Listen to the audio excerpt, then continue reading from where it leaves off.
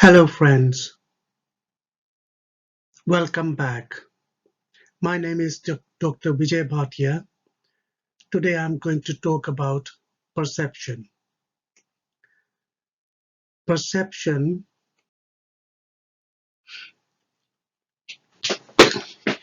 is to perceive something, apprehend with the mind or through one of the senses. We observe, we notice, we understand and try to give the meaning, shape, structure to what we see, hear, think. Now, in order to perceive, we need sense organ. Sense organ is bodily organ conveying external stimuli to the sensory system, like vision with the eye, hearing with the ears, touch with the skin, pain with the receptors in the skin, joints, vibration sense at the joints, and so on, like smell, taste, other things as well. So when we as stimulus comes from the external body to the sense organ will relay it to the brain. And sense is simply ability to perceive or feel.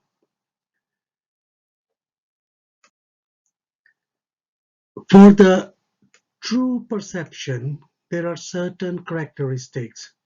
I've tried to put them in a table, try to make what is a true perception, what is hallucination, what is pseudo hallucination, and what is fantasy and imagery. Now, anything we experience, either with the eyes, with the ears, with the taste, that experience in true perception is very concrete, it's tangible, it is objective, and it is real. That means it is solid, it can be made sense of, and it is experience which we get from the outside and we say it is real. And the same thing is true for the hallucination.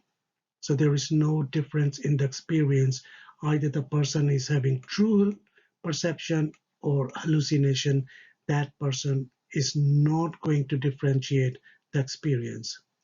However, when it is pseudo hallucination, then we believe that it is in the inner eye or in the inner ear or in the inner senses. It is inside our body. Like the person will say, I hear a voice in my head. That will be pseudo hallucination because it doesn't have objective, outside, concrete flavor to it. And whereas fantasy, it is much more like pictorial. You see some kind of picture, you see some kind of imagination, or some kind of a statue, or in clouds you might see a face. In the sea you might see the waves as horse running or something. So this is all fantasy and imagery. And where is the location? It is outer objective space. So the stimulus is coming from outside, even in hallucination, in true perception. In fact, there is no difference in true perception and hallucination. That's why people who do hallucinate, they believe that that is the true.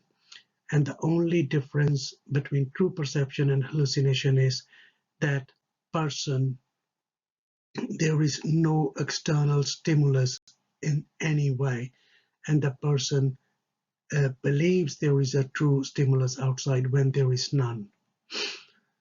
So location is outer objective space, but in fantasy and imagery, it is inner subjective space. As we said, the voice is in your head. And When we talk about true perceptions, they have definite outlines. We can make this is a 3D shape, or this is a 2D shape, and this is a car. This is clearly, and if it is a sound, we can do the same thing, that it is very clear. It has got flavor of the sound to it. It has got a tone to it, and crescendo or decrescendo to it. But whereas fantasy, it is indefinite, the shapes are not clear, the outline is not that clear, and the picture itself is not complete in many ways, and there are individual details that might be missing. And what happens in pseudo hallucinations, there is a transition from the objective space to inner space, or from outlines to the indefinite outlines.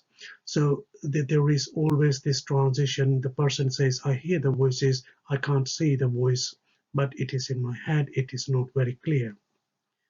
Vividness, it is very vivid in the true perception, and it is fresh, and it is bright. Whereas in fantasy or imagery, most elements are dim or neutral. And in true perceptions, the perception is retained. There is a constancy to it. That means even if I close my eyes, the object is still there. That object can be seen by other people. Whereas in fantasy or imagery, it tends to fade away.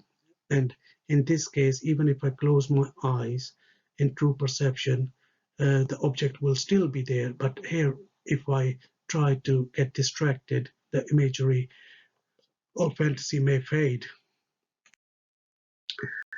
And it is not, cannot be dismissed, recalled, or charged at will with the true perception, because the object is real, the stimulus is real. Same with hallucination, whereas with fantasy imagery, we require some kind of voluntary effort to create. Inside, do we know that this is real or not? In true perception and hallucination, we believe. Well, in true perception, there is quality that yes, it it is a true perception, and no distinction made between perception and hallucination. And in fantasy, it has the quality that it might be just an idea. Behavior relevance. Now, true perceptions are very much related to the emotions, needs, and actions. Let's say if I see my picture of somebody famous, somebody who has been motivating, and that will create some kind of emotions in me, feelings in me, and it will make me do something or not do something. Or if I see a car in the real sense, I want to go and sit in the car or avoid the car if it is going on the road. So there is a behavior element to it. But in fantasy and imagery, you are sitting there, it doesn't have any relevance, and it can be faded.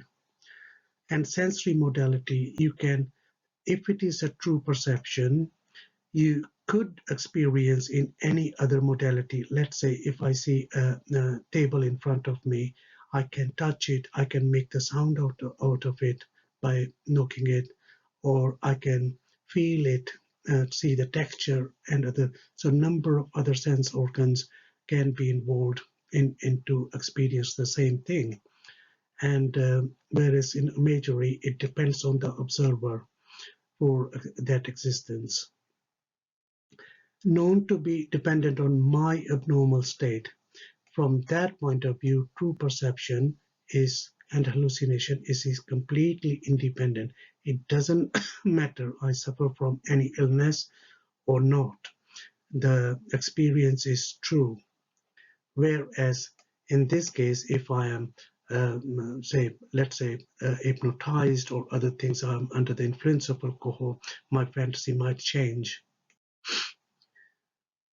Descartes' idea of perception, what happens is he believed that this is the eye or sense organ, and there is a tree here. From here, the light is coming, which is falling on the retina, and it is forming an image. and that image, the mind will try to make sense of that, try to give the meaning to this, and try to uh, store this information in parts of their brain that if in future I come across this again, then I will be able to say this is a tree. It's a number of things are stored in our brain like that.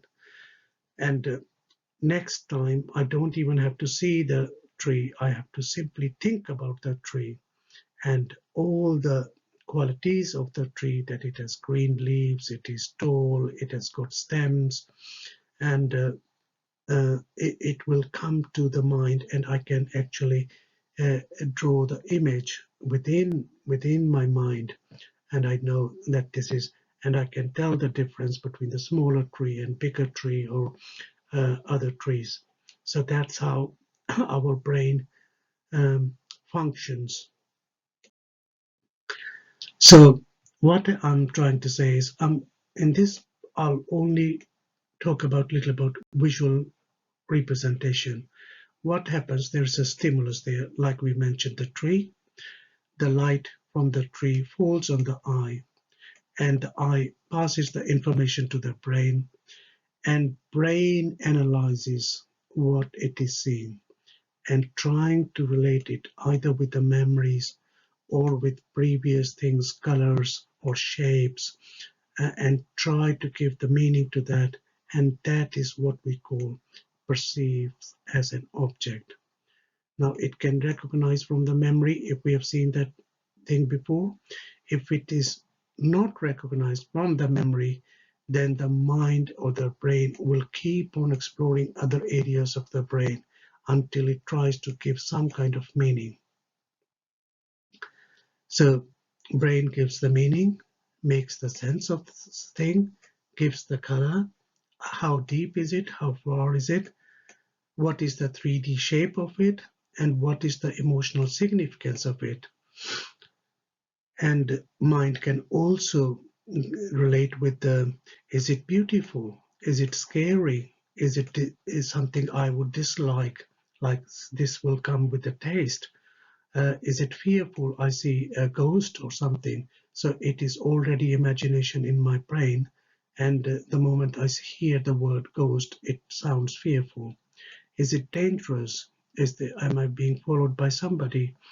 So it will initiate all the feelings of either comfort or uncomforting. I will feel restless, or I want to run away from it or go away from it. And memory with the time and place. So the moment I see the tree or this tree particular, I can say that last time I saw this tree when I was in Canterbury, and it was Friday afternoon. Or I can say the place, it was in the garden in near the river, and the situation, exact location of the situation. So all this information is stored there, and people associated with, I went with somebody at that time. So all these things can be initiated by simply thinking about it. So all this information is stored in the brain. Thank you for watching this video. I have other videos in which I have explained more about hallucinations and other perceptions, and I will be focusing more on auditory hallucinations, visual hallucinations, and in what mental disorders they are more prevalent than the others. If you like this video, please don't forget to press the like button and subscribe to channel to view other videos on the mental health. Thank you for watching. I will come with a new video